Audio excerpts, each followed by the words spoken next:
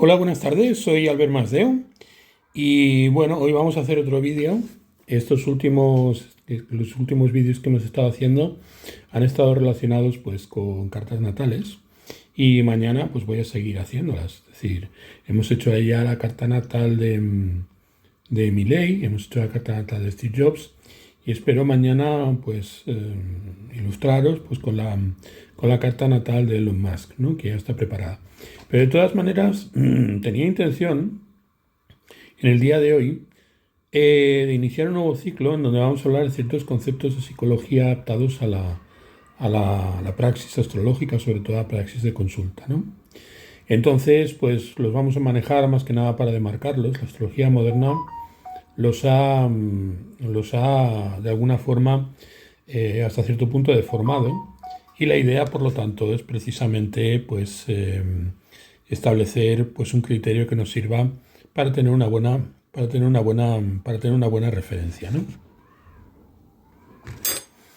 Entonces, bien, hoy vamos a empezar con el concepto de psique y lo vamos a hacer a partir pues de un revisor que fue pues muy importante de lo que son pues las corrientes tradicionalistas, con una inmensa ventaja en su favor, que es un autor pues que ha tenido pues mucha influencia a lo largo del siglo XX.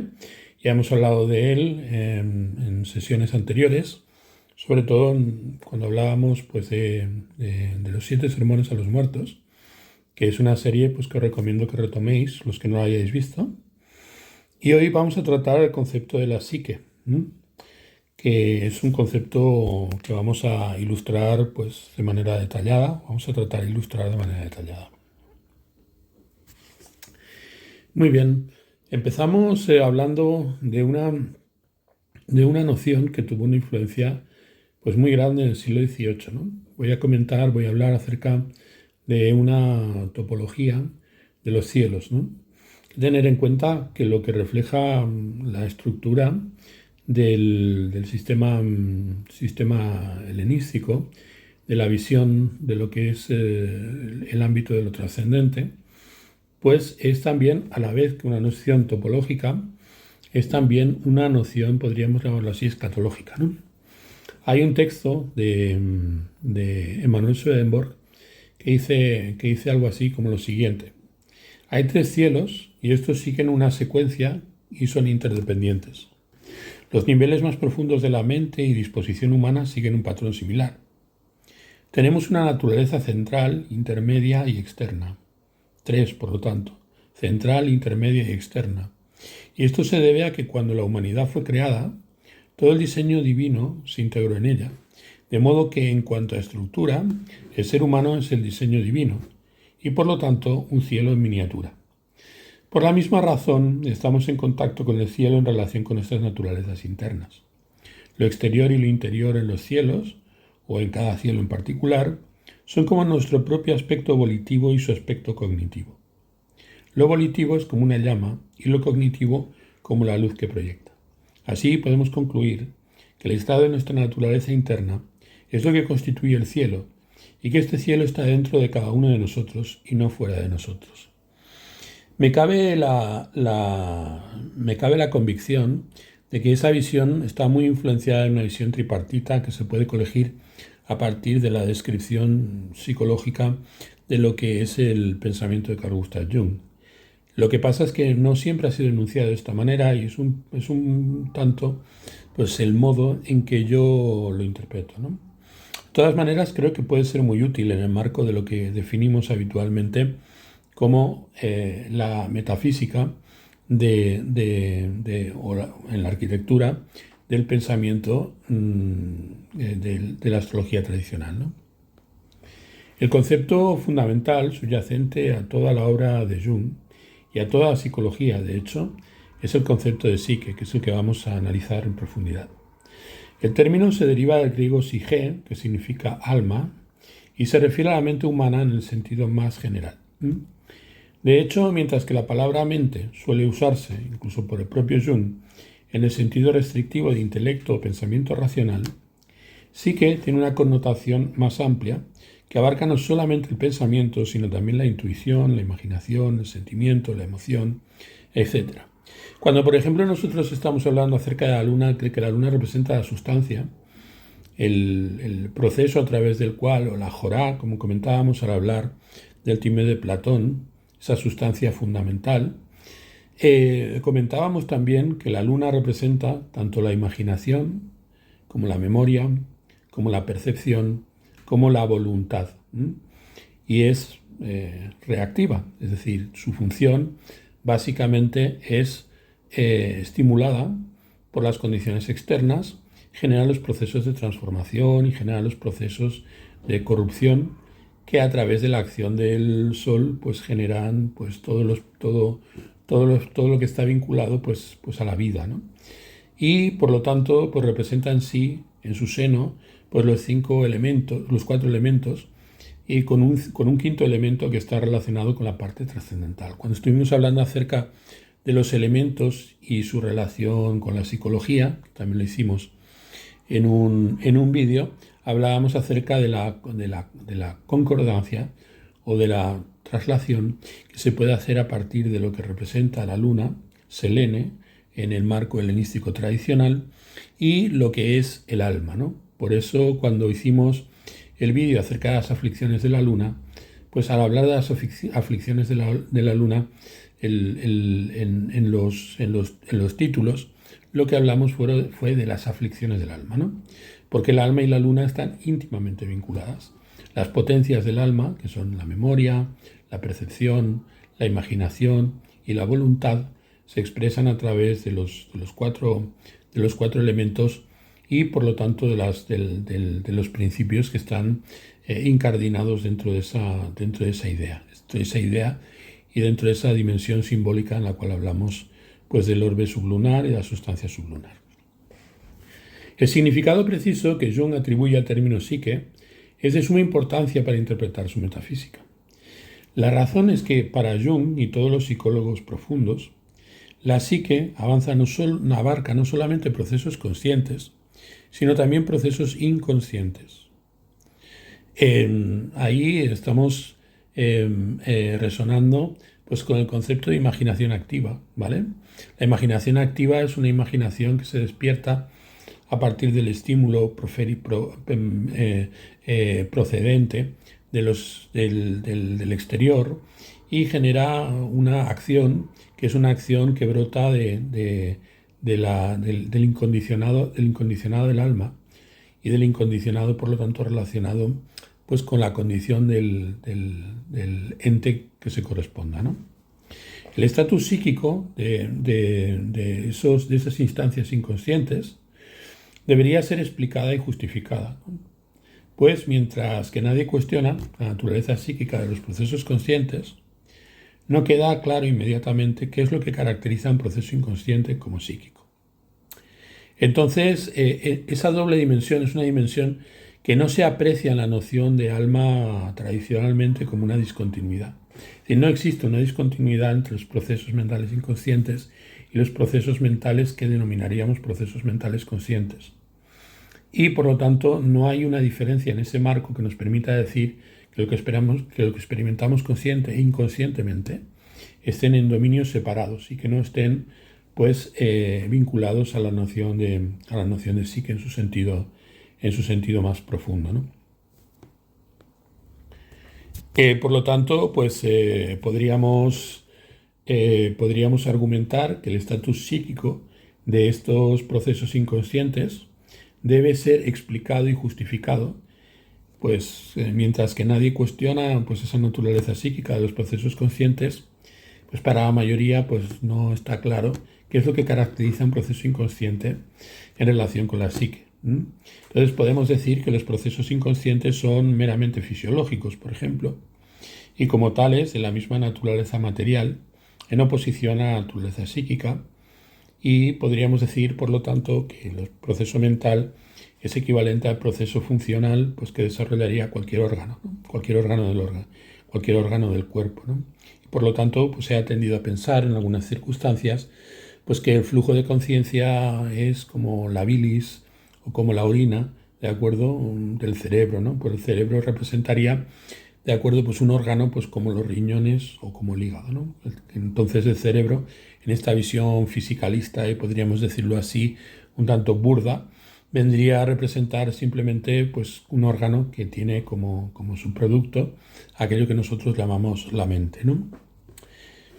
Que es una visión claramente obsolescente, ¿no? Claramente en obsolescencia, pero es una noción sobre la que conviene hacer un contraste en lo que vamos a comentar, ¿no? Jung comienza su discusión sobre la naturaleza de la psique reconociendo que algunos procesos en la frontera entre lo meramente orgánico y lo propiamente psíquico, como los instintos, se correlacionan con la fisiología. Esto le da un punto de partida para comenzar a definir lo que significa que un proceso sea psíquico. Lo que él viene a indicar es que lo psíquico es una emancipación de la función en su forma instintiva. Es decir, que lo psíquico tiene una raíz en lo biológico y que por lo tanto es una eflorescencia a partir de lo que son los procesos biológicos, ¿no? Entonces, la condición o cualidad psíquica comienza donde la función pierde su determinismo exterior e interior y empieza a mostrarse accesible a una voluntad motivada por otras fuentes. Es decir, él indica que lo psíquico nace cuando de alguna manera la expresión de las capacidades mentales se emancipa de los condicionamientos fisiológicos y biológicos. Los procesos psíquicos, por lo tanto, serían aquellos procesos susceptibles, al menos hasta cierto punto, de voluntad deliberada, en lugar de estar enteramente determinados por impulsos instintivos arraigados en la fisiología. Por ejemplo, mientras que un animal puede comer compulsivamente todo lo que pueda debido a su impulso instintivo, mediado por la fisiología, los seres humanos podemos elegir deliberadamente comer menos o dejar incluso de comer y, por ejemplo, hacerlo pues por hacer una huelga de hambre, por voluntad de protesta o porque queremos bajar de peso, o podemos privarnos de cosas que nos gustan a pesar de que están totalmente a nuestro alcance, pues porque consideramos que éticamente no es sano o porque consideramos que fisiológicamente no es sano, aunque nuestro organismo las apetezca, ¿no? Esta elección deliberada, hecha no solo independientemente de, sino incluso en oposición directa a los instintos, refleja un proceso psíquico. Y eso es a lo que denominaría en un primer momento Jung un proceso psíquico, podríamos llamarlo así, emancipado. Jung extiende esta noción hacia el opuesto polar del instinto. Es por eso que comentaba el ejemplo que mentaba pues, que Manuel Swedenborg en su descripción del cielo y del infierno, ¿no?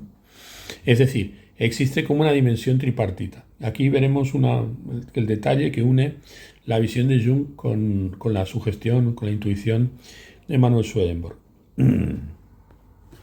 Con una libertad creciente del mero instinto, la psique alcanzará finalmente un punto en el que la energía intrínseca de la función deja de estar orientada por el instinto en el sentido original y alcanza una forma denominada espiritual. Entonces, esta forma espiritual que alcanzaría la psique, hemos abordado la parte volitiva, por ejemplo, que es la que se corresponde pues, con las decisiones que tomamos en la administración de nuestra propia economía mental, que es lo que comentaríamos en ese sentido como la visión fuerte de lo que representaría la psique enfrente de las experiencias mentales que estarían relacionadas con el instinto. Hay una dimensión espiritual. Esta forma espiritual sería, para Jung, un complejo funcional que originalmente en el nivel primitivo se sentía como una presencia invisible, como un aliento. El espíritu hace al hombre creativo, siempre incitándolo, y se apodera de él y ata a su libertad. Es decir, también es un principio que nos limita. Este principio es propiamente el principio espiritual, aquel del que habla simbólicamente todo lo relacionado con la disposición de los distintos arquetipos dentro de una cosmovisión que aquí ya se encarna de manera notable a partir de lo que son pues, los entes superiores, los que están topos hiperuranos, más allá del cielo de la luna, y que representa pues, las esferas de los planetas y la disposición del Sol. Incluso la luna, en su sentido, incluso la luna como planeta, porque es lo que representa en la astrología, estaría atada pues, a esa dimensión trascendental, esa dimensión que se halla topos hiperuranos, se halla más allá del cielo que nos envuelve, es decir, el cielo que nos envuelve y que nos cobija, que está hecho pues, de la sustancia de la que estamos hechos todos nosotros como sustancia corruptible. Es decir, ese ámbito arquetípico junguiano estaría relacionado pues, con una sustancia que es una sustancia incorruptible, sería, pues, por llamarlo de alguna forma, el quinto elemento, ¿no? El quinto elemento.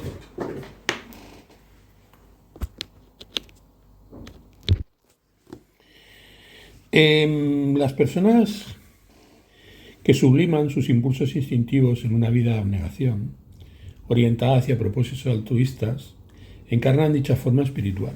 Representan, por lo tanto, en nuestra vida aquellos seres que están conectados con el ámbito de lo trascendente, ¿no?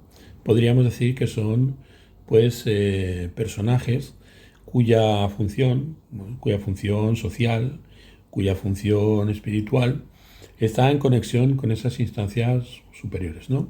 En un caso, podríamos llamarlo así, pues típico, podríamos decir, por ejemplo, pues la figura del sacerdote, por ejemplo, la figura del astrólogo, también en muchos sentidos, ¿no? Porque nosotros estamos conectados en nuestra función social a esa dimensión que es la dimensión trascendente, dimensión espiritual de la psique, ¿no? Cuando esto sucede, Jung sostiene que la voluntad deliberada cede el control a fuerzas impersonales que trascienden los intereses egoístas, como por ejemplo pues los planetas en su función divina. Y esta es la razón por la que el espíritu, el impulso de servir a algo más grande que uno mismo, es el opuesto del instinto, el impulso de actuar en función de la propia supervivencia. Cualitativamente, lo que caracteriza los dinamismos del espíritu es que, a diferencia del instinto, estos a menudo contienen un análisis superior o una percepción o conocimiento que la conciencia no ha podido producir. Tenemos una palabra adecuada para tales ocurrencias. Esa palabra sería intuición, ¿no? O participación mística también. Dado que la mentalidad primitiva encuentra bastante natural personificar la presencia invisible del espíritu, Jung a menudo se refiere a estas disposiciones espirituales como daimones, que son complejos autónomos o agencias con una voluntad propia, con las cuales no nos identificamos, capaces de subyugar la vida psíquica a sus propios propósitos y conocimientos de una índole superior. Claramente los daimones pues, pueden asimilarse a la parte, podríamos llamarlo así, luminosa, o está relacionado con la parte luminosa que encarnan los planetas, ¿no? dentro del sistema del pensamiento de la astrología tradicional, ¿vale?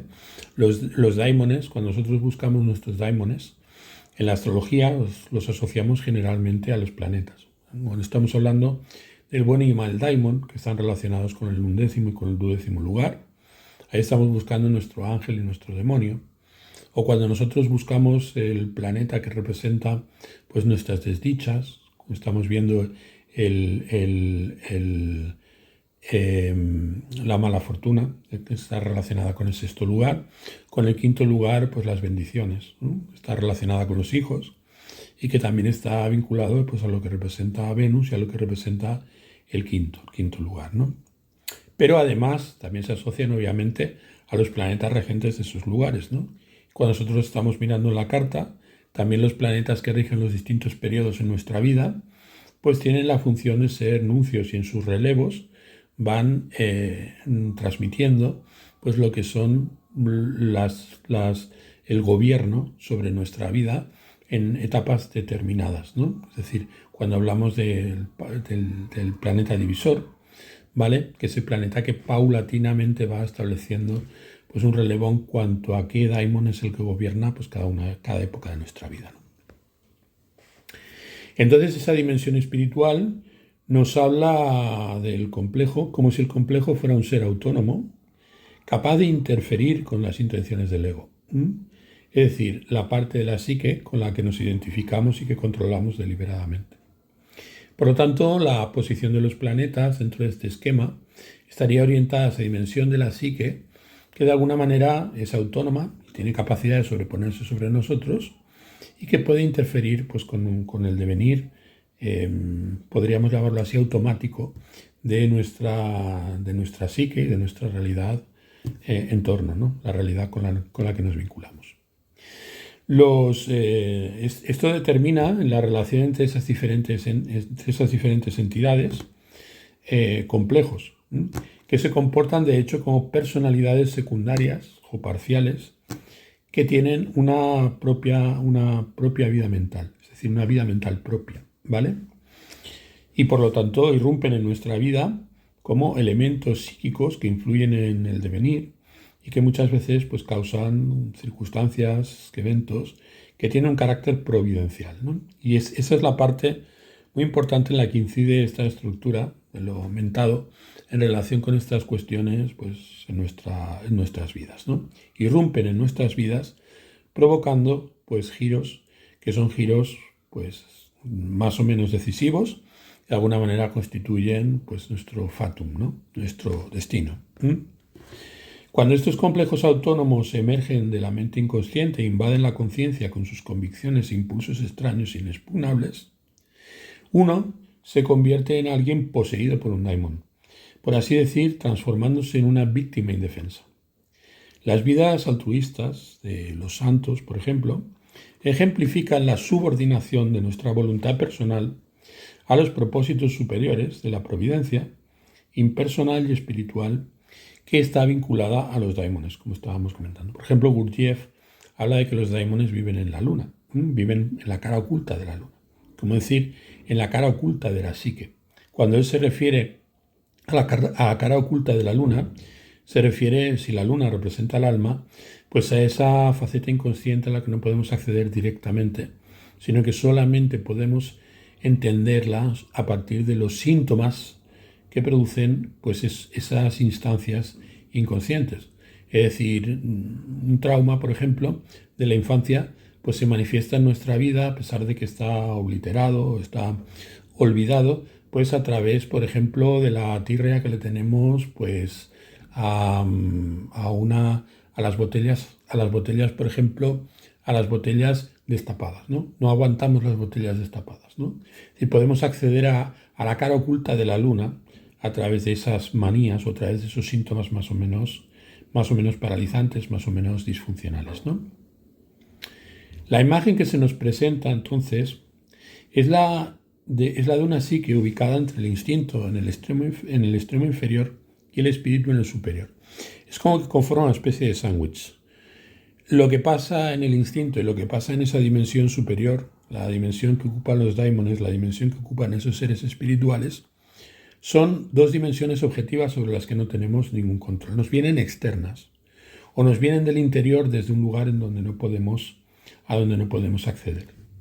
En el extremo inferior, la voluntad personal deliberada cede el control al automatismo de impulsos compulsivos, mientras que en el extremo superior está subordinada a los propósitos de la providencia que están vinculados a los daimones, que cumplen la función de establecer un arreglo entre el principio de lo divino y el principio de lo humano, entre el ser y el devenir. Quienes me escucháis, pues sabéis que yo suelo referirme a ello como lo que representa el sol, el ser, frente al devenir, que es lo que representa la luna, ¿no? La parte del devenir estaría vinculada pues a los instintos y al ser y a la mente volitiva, y la dimensión trascendente, la dimensión espiritual, estaría relacionada con la luz y también con los planetas, el Sol, los planetas y el Sol. Los planetas cumplirían la función de administrar, la función daimónica, y el Sol cumpliría la función demiúrgica, es una función creadora, ¿no? Con lo cual aquí estamos viendo pues un esquema, podríamos llamarlo así, casi un esquema político, ¿no? Un esquema de jerarquías, en donde cada una de estas instancias pues, cumple una función imprescindible. Y en donde en relación con la vida, que es donde nosotros estamos involucrados, pues la luna pues, tiene un poder absolutamente omnímodo, porque todo se produce a través de su sustancia y todo se produce a través de la sugestión que experimenta pues, esa sustancia sensible en relación pues, con los elementos que se encuentran a un nivel superior, a un nivel metafísico. Entonces, eso equipararía la psique propiamente dicha con los procesos bajo el control de la voluntad personal deliberada que está entre medias, es decir, entre la dimensión puramente instintiva y la dimensión puramente espiritual. Esto, como podemos ver, ya define el esquema del que hablaba Emanuel Swedenborg cuando hablaba de los tres cielos, ¿no? El cielo más profundo, que en realidad no es un cielo, sino que podríamos llamarlo así, es el inframundo, donde habitan nuestros instintos, esas instancias instintivas que emergen del inconsciente y nos poseen, ¿vale? La siguiente instancia, que es donde nosotros pues, jugamos en relación con las circunstancias y los eventos que conforman nuestra vida y tomamos decisiones en relación con esos instintos. Y esa tercera dimensión, el cielo superior, que estaría relacionado pues, con los daimones, que cumplen una función espiritual trascendente y que también nos influyen de manera decisiva. El problema es que definir la psique de esta manera no resuelve la cuestión que se pretendía abordar desde el principio. En la medida en que no podemos imaginar un inconsciente, pero sí una elección deliberada, tampoco podemos concebir un proceso psíquico que carezca de conciencia. Entonces, la psique permanece idéntica a la conciencia, como Jung reconoce explícitamente, y el estatus psíquico de los procesos inconscientes permanece sin explicación. Para resolver este impasse, Jung recurre, al menos cuando presta atención y se esfuerza por lograr cierto nivel de consistencia conceptual, al término propiamente dicho, ¿no? Esta locución, ese calificador propiamente dicho, es de lo que se vale para caracterizar una instancia, esa instancia en concreto, sobre la que opera, por decirlo de alguna manera, lo que es psíquico en su sentido estricto. Por ejemplo, cuando dice que lo que él llamaría la psique propiamente dicha, se extiende a todas las funciones que pueden ser llevadas bajo la influencia de una voluntad, y a aquellas cosas sobre las que creemos tener control. De esta manera, en la medida en que nuestra voluntad influye, por ejemplo, en nuestros pensamientos e imaginación, estos pensamientos e imaginaciones caen dentro de la esfera psíquica, entre comillas, propiamente dicha. El término sin calificar psique, por otro lado, es utilizado de manera menos restrictiva por Jung. Tanto las esferas del instinto como del espíritu pueden considerarse psíquicas, tanto en un nivel más amplio, en un sentido más amplio y general. Y esto, por supuesto, plantea de inmediato preguntas como ¿en qué sentido el instinto y el espíritu son aún psíquicos, dado que trascienden la voluntad personal deliberada? ¿A qué se refiere el calificador psíquico en tales casos? Bueno, de esto es precisamente de lo que hablaremos en siguientes vídeos, cuando hablemos acerca de otras instancias que nos servirán para ir desarrollando todos estos conceptos, para poderlos utilizar en un sentido propiamente dicho en el desarrollo pues, del pensamiento psicológico adaptado, ¿de acuerdo? O mejor dicho, referido a lo que son pues, las corrientes de la astrología, sobre todo la astrología más antigua, la astrología helenística. Entonces, dado que la psique propiamente dicha se caracteriza por la elección deliberada, debería implicar un sujeto capaz de deliberación. Entonces, Jung suele hablar de él cuando habla de elección y decisión. Y cuando dice la elección y la decisión, en tanto pueden ser consideradas, son propias de la voluntad. Y no se puede obviar la necesidad de un sujeto controlador. Es decir, la necesidad de una instancia, podríamos llamarlo así, egoica, para Jung pues es totalmente imprescindible. Para nosotros no. Y para nosotros es la resultante de una tensión de fuerzas que se da entre el nivel de lo planetario, lo relacionado con los planetas y su interacción recíproca, y lo que es el orbe mundano, ¿no? El ámbito en el que nosotros vivimos, las diferentes áreas de nuestra vida, ¿no? Y también pues, la dinámica de los elementos y del tempum, ¿no? De la mezcla de dichos elementos pues, en el sustrato natural, en el sustrato de nuestra propia psique, ¿no? Por lo tanto, la psique propiamente dicha, para Jung, es la psique subjetiva, mientras que los ámbitos instintivos y espirituales están englobados en lo que se llamaría alternativamente la psique objetiva o el inconsciente. La psique subjetiva es la psique sobre la que nosotros tenemos influencia. La psique objetiva sería aquella psique por la cual nosotros somos influidos. Somos influidos desde un plano simbólico espiritual y desde un plano instintivo pulsional. Y por lo tanto estamos entre medias, entre ese orden que podríamos llamarlo así, es un orden congénito, y el otro orden, que es un orden que nos llama a expresar o a liberar pues, nuestra corriente psíquica y por lo tanto a llevarnos a un plano de existencia superior, ¿no? El calificativo objetivo en este contexto está destinado a destacar que los procesos en esta parte de la psique escapan al control de nuestra voluntad deliberada y son comunes a múltiples individuos, como instintos compartidos. Son aparentemente autónomos, animados por su propio ímpetu y se despliegan por su cuenta, nos guste o no, y parecen estar separados de nosotros.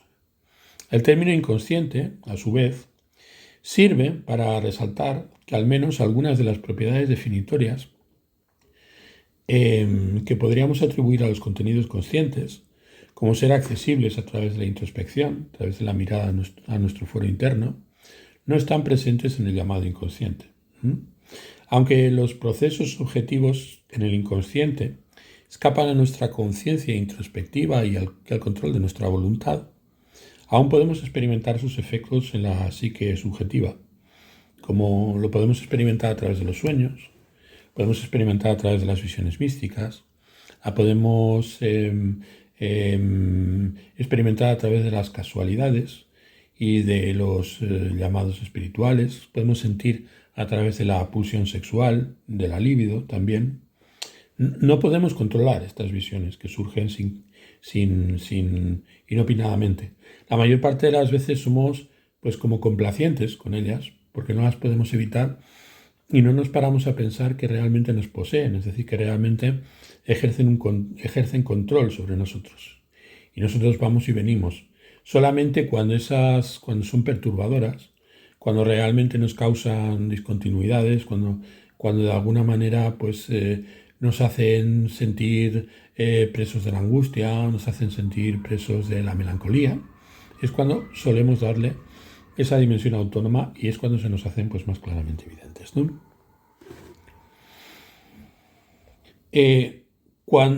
Por lo tanto, nosotros podemos notarlas cuando las experimentamos desde una posición de testigo o como víctimas. Entonces, la actividad autónoma y objetiva del inconsciente en esas circunstancias pues afecta a nuestro campo de percepción, dejando una huella reconocible. Y esto es análogo a cómo los procesos físicos en el mundo exterior afectan y dejan huellas reconocibles pues, en nuestros órganos sensoriales, ¿no? Es lo que estaba comentando. En relación con esas injerencias, esas instancias inferiores en nuestra vida, es como nos damos cuenta de que realmente nos vemos condicionados por algo que escapa de nuestro control. En la dimensión de Gurdjieff, cuando hablaba que los daimones habitan la cara oculta de la luna, podríamos decir que notamos esos daimones por el efecto de sus tejemanejes, podríamos llamarlo así, entre bambalinas, de manera discontinua respecto de lo que están haciendo, ¿no? Es decir, no sabemos del inconsciente, ese tipo de inconsciente objetivo que nos controla, a través de los síntomas que no podemos manejar. Entonces, como hemos visto anteriormente, para Jung la psique propiamente dicha es idéntica a la conciencia. Por lo tanto, necesitamos entender qué significa exactamente conciencia para él si queremos captar la naturaleza de la psique. En la filosofía moderna de la mente, el término conciencia suele entenderse en términos de lo que se suele llamar conciencia fenoménica. Los estados fenoménicamente conscientes son de naturaleza experiencial, es decir, son estados en los que hay algo que se siente al ser. Por ejemplo, hay algo que se siente al tener dolor de barriga, al ver el color verde del dorso de una hoja, al enamorarse, al oler la canela, o son experiencias, podríamos llamarlo así, fenoménicas de cosas que están ahí. Por lo tanto, todos estos fenómenos son fenoménicamente conscientes. Yo sé cómo huele la canela. Y al oler la canela, pues disfruto de ese olor, o el olor de la miel, ¿no? Entonces, la conciencia fenoménica, o más simplemente fenomenalidad, implica cualidades de experiencia como pueden ser las perceptuales, color, sabor, aroma, etc. O endógenas, por ejemplo, cuando sentimos miedo, cuando sentimos amor, cuando sentimos deseo, cuando sentimos desilusión. Fijaos que estoy hablando de sentimientos, y no estoy hablando de emociones. Las emociones son, al contrario que los sentimientos, algo que no se refiere hacia adentro, sino es algo que se expresa hacia afuera. Por ejemplo, la ira, la cólera, la compasión, son cosas que se vierten al otro, las emociones. Es la diferencia que en el ámbito trasladado a lo psicológico, dentro de la teoría de los elementos, estaría relacionada la diferencia que hay entre el agua, sentimiento hacia adentro, que es miedo, amor, deseo, desilusión, frente al fuego, pues ira, compasión, altruismo, todo que refiere a acciones, ¿no? Son eso las emociones. Emoción significa movimiento expresado, movimiento expresado. Sin embargo, lo que es los sentimientos es impresión, va hacia adentro, impresión, presión hacia adentro. Sin embargo, Jung define conciencia de una manera mucho más específica y mucho más restrictiva.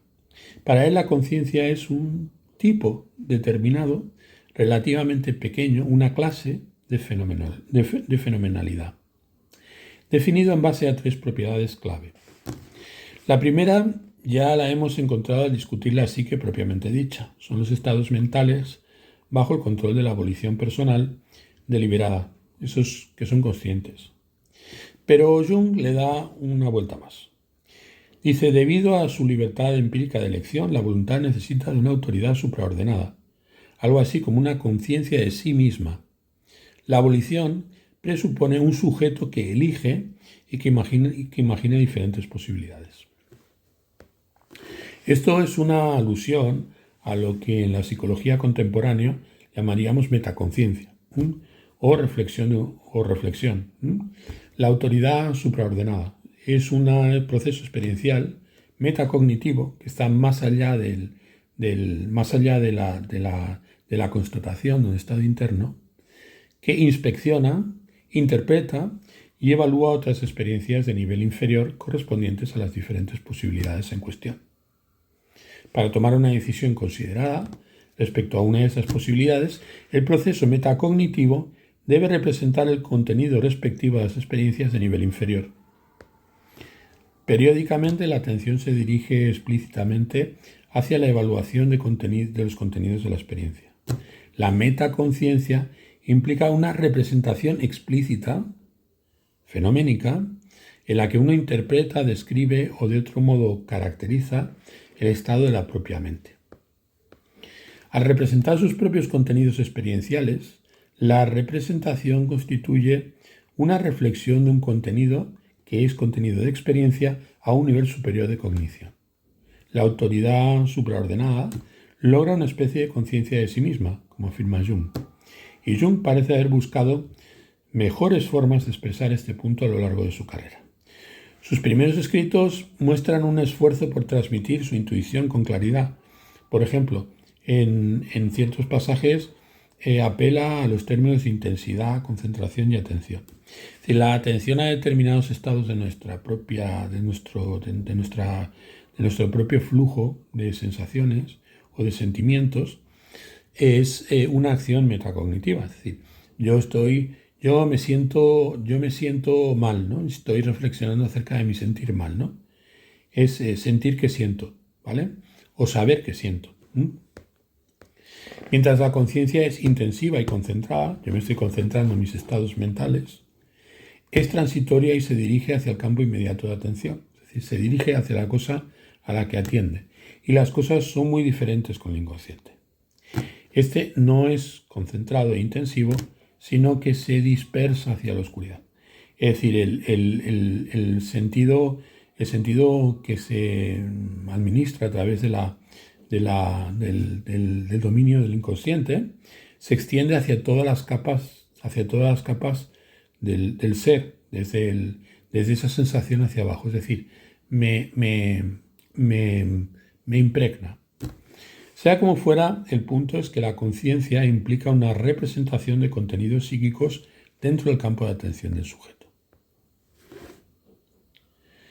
Por ejemplo, un ejemplo simple para ilustrar todo esto.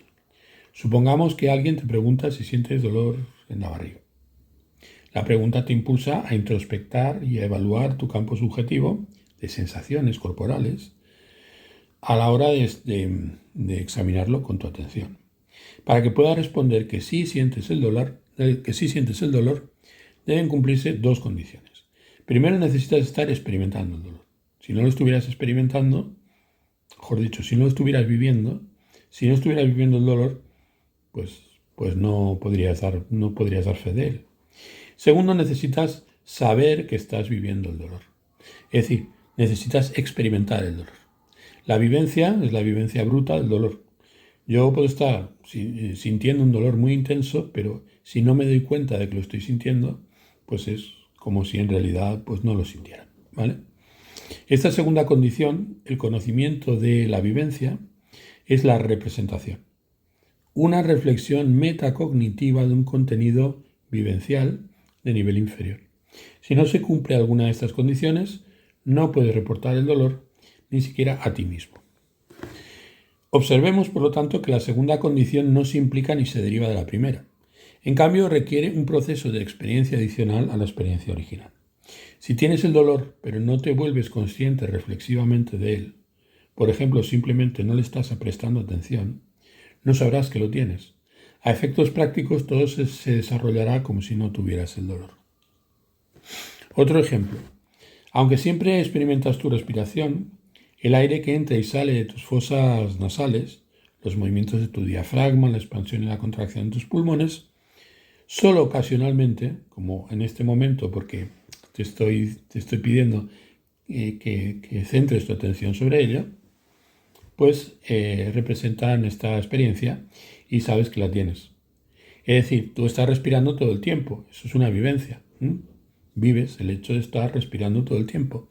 Sin embargo, se torna experiencia cuando yo pues te menciono que estás viviendo eso, o si lo estás viviendo, y tú te vuelves sobre ti para referir o para reportar que realmente lo estás sintiendo. Esta diferencia es fundamental, porque en otros ámbitos va a ser la diferencia que hay entre lo inconsciente, estar respirando todo el tiempo, a pesar de que es accesible a tu conciencia, y el hecho de saber que estás respirando, el consciente. Por lo tanto, esa segunda instancia, el saber que se siente, pues es tan importante como sentirlo verdaderamente para poder reportar que realmente lo estás sintiendo. Por lo tanto, la representación o reflexión es el mecanismo mediante el cual la conciencia amplifica o incrementa la intensidad, la concentración o la claridad de algunos contenidos psíquicos. En palabras de Jung, es propio de la mente consciente concentrarse en contenidos relativamente escasos y elevarlos al mayor grado de claridad. A concentración.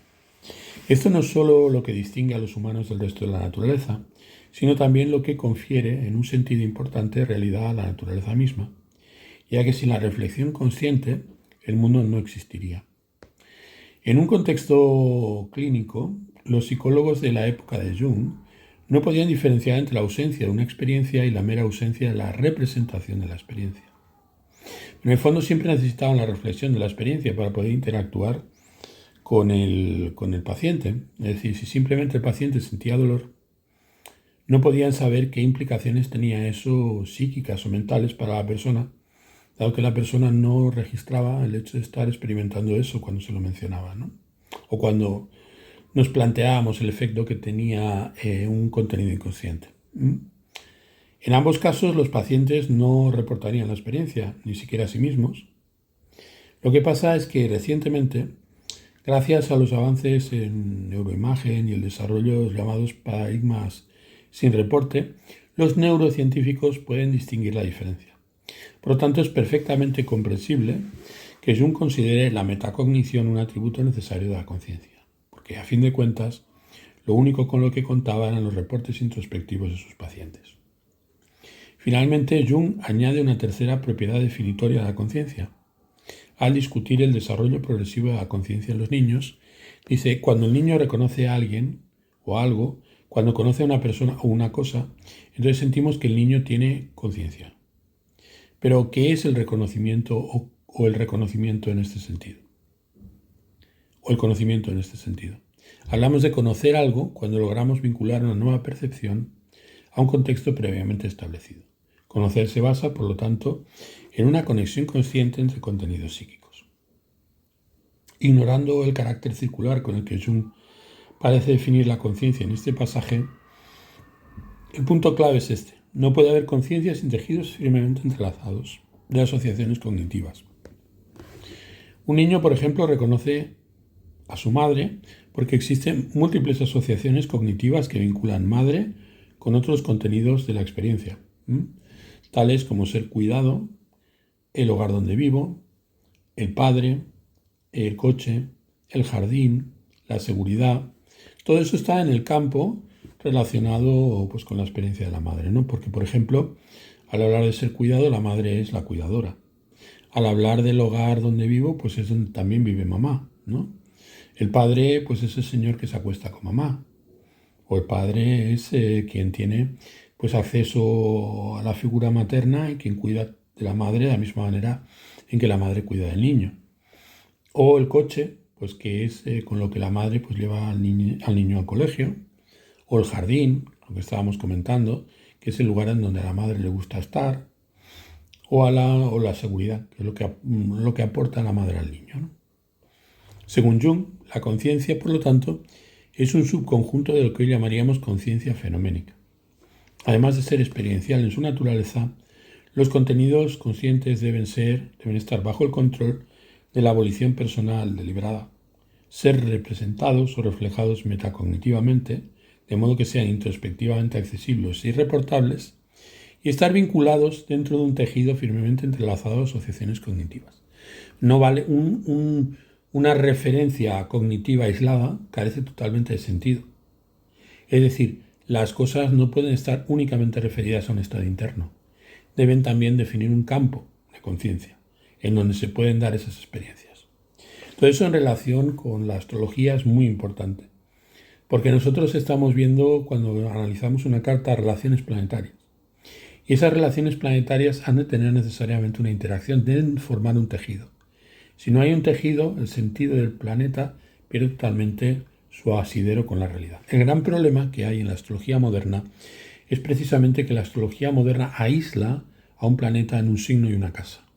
O sea, a pesar de que mantiene relaciones por aspectos con otros planetas, esas relaciones, que ciertamente están en el análisis de la astrología contemporánea, son condiciones, podríamos llamarlo así, superficiales.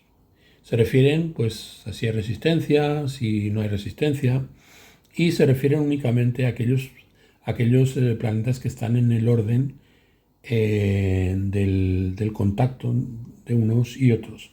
No tiene una visión, podríamos llamarlo así, sustentada en criterios y en un sustrato pues consistente, como el sustrato que trata de definir Jung en concreto cuando está hablando del campo de la conciencia, donde se dan esos tres niveles que hemos mencionado.